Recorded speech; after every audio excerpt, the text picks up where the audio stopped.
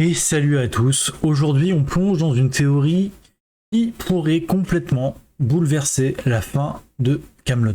Il a dû se passer beaucoup de choses dont on n'est pas encore au courant pendant les 10 ans d'absence d'Arthur auprès de ses chevaliers de la table ronde. Entre la fin du livre 6 où Lancelot a commencé à traquer Arthur et ses chevaliers et jusqu'à maintenant où Arthur a récupéré son trône, qu'est-ce qui a bien pu se passer? Et si Arthur avait déjà son fils, Mordred, né? Et s'il avait déjà la personne qui allait le tuer qui était déjà né? C'est ma théorie. Et je voulais vous en parler aujourd'hui.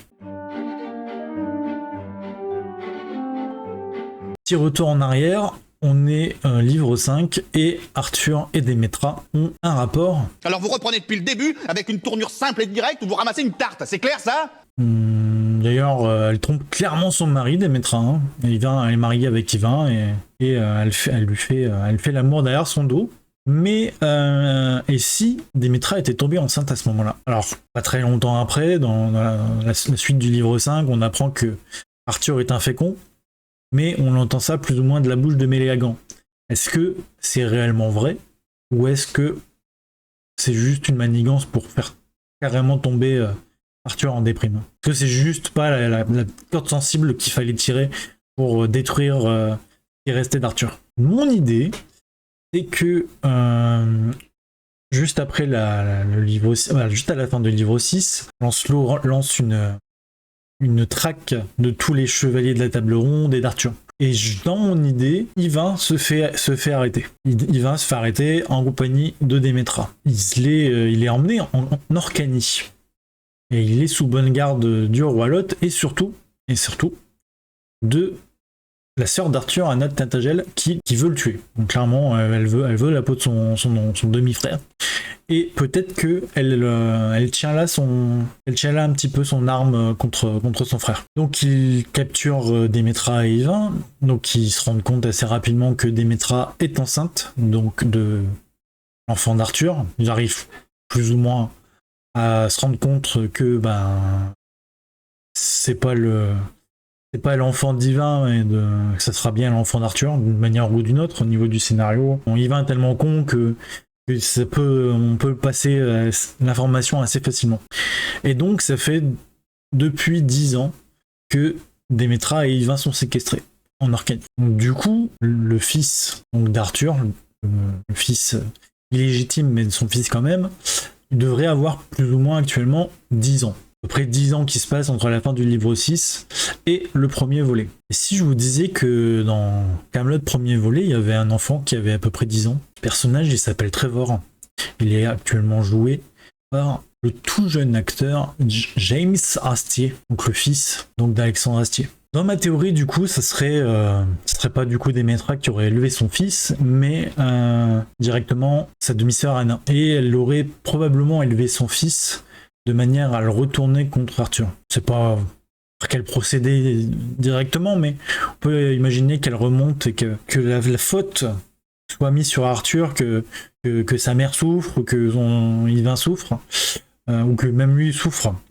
Et peut-être que comme ça, elle va nourrir une haine d'Arthur, plus ou moins pendant plusieurs années, jusqu'à justement le premier volet où on voit pour la première fois donc le personnage de Trevor. Et si Trevor finalement il s'appelait pas Mordred, le fait que Yvain puisse avoir été capturé et torturé ou séquestré pendant 10 ans aurait aussi un rapport avec l'état mental et l'état de manière générale de Léodagan. Rappelez-vous, dans le livre 1, il est complètement démilitarisé. Il n'y a plus rien, plus une catapulte, plus une arbalète, plus une fourchette, il n'y a plus rien. Et je ne vois pas Léodagan faire ça de son plein gré. Et je me dis que peut-être que Yvain est retenu en otage, donc depuis plus de 10 ans, et que il chaîne Léodagan plus ou moins par les couilles, en gardant donc Yvain en tant que prisonnier. Léodagan, limite, il s'en fout un peu de son fils. Je pense pas qu'il se laisserait démilitariser pour ça. Mais je pense pas par contre que Célie elle laisserait faire. Je pense que c'est plus Célie qui tient Léodagan par les couilles, plutôt dans ce sens-là à mon avis. Et c'est pour ça qu'il s'est laissé prendre toutes ses armes, et toutes ses arbalètes, ses trébuchets, toutes les armes de manière générale. Je pense que c'est un rapport avec le fait que Yvain soit retenu en Orcanie. Donc cette prise d'otage serait un levier politique assez énorme qui a permis du coup de plus ou moins anesthésier tout le pays.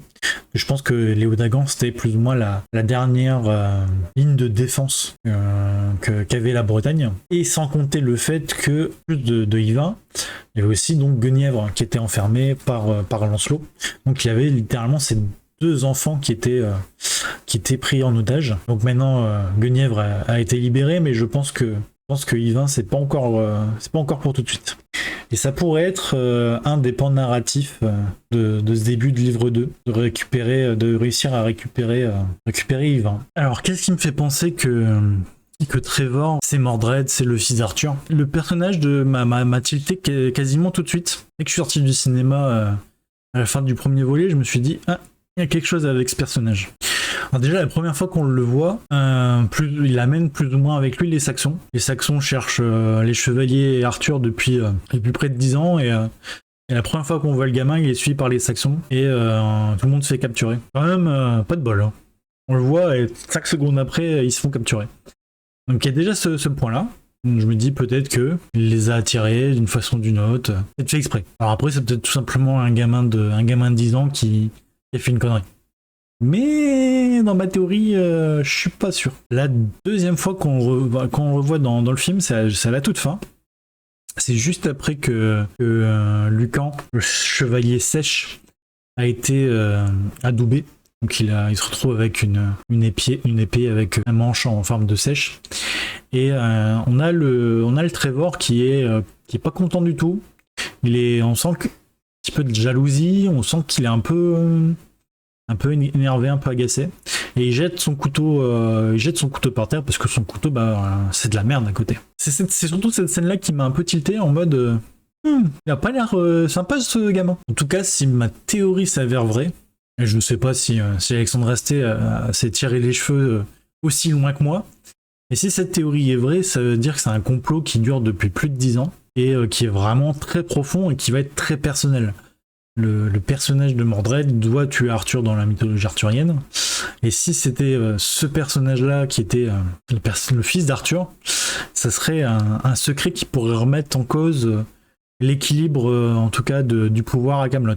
En tout cas, ça ouvre pas mal de portes et de rebondissements sur le développement de ce qui va se passer sur les prochains films de Camelot.